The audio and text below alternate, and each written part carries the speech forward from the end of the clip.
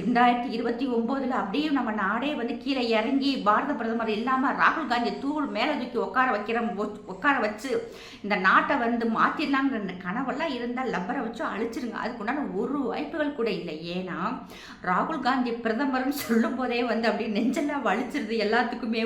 ஏன்னா மாணிக்கம் தாக்கூர் அவர்கள் சொல்கிறாரு, அதாவது 2029 ராகுல் காந்தி யாராவது பிரதமராக இருக்குன்னு நினைக்கிறவங்க நீங்கள்லாம் உட்காருங்க, மற்றவங்களாம் ட்ரெயினை பிடிச்சிட்டு போய் எங்கிட்ட சினிமா பாருங்கன்னு சொல்லி வாய மூடல பாதி மண்டபம் காலி ஆயிடுச்சு. ஏன்னா அவங்க கட்சிக்காரங்க கூட ராகுல் காந்தி பிரதமராக வர்றதை ஏற்றுக்க முடியலை.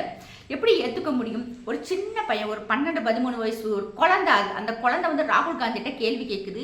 ஏஐ தொழில்நுட்பம் இப்போ வந்துருச்சு, அது வந்ததுக்கு பிறகு இந்தியாவில் வந்து வேலை வாய்ப்புகளில் நிறைய மாற்றம் வந்திருக்கு, நீங்கள் வந்து கல்வியில் எந்த விதமான மாற்றத்தை கொண்டு வரணும் அப்படின்னு நினைக்கிறீங்கன்னு கேட்டால் ஒரு புத்திசாலியான ஆளாக இருந்தால் பதில் சொன்ன ராகுல் வந்து யோசிக்கிறாப்புல எப்படா பதில் சொல்றது. ஏன்னா இந்த பையன் வந்து ஒரு திருண்டு பையன் இப்படி ஒரு கேள்வி கேட்பான்னு ராகுல் காந்தி நினைக்கல.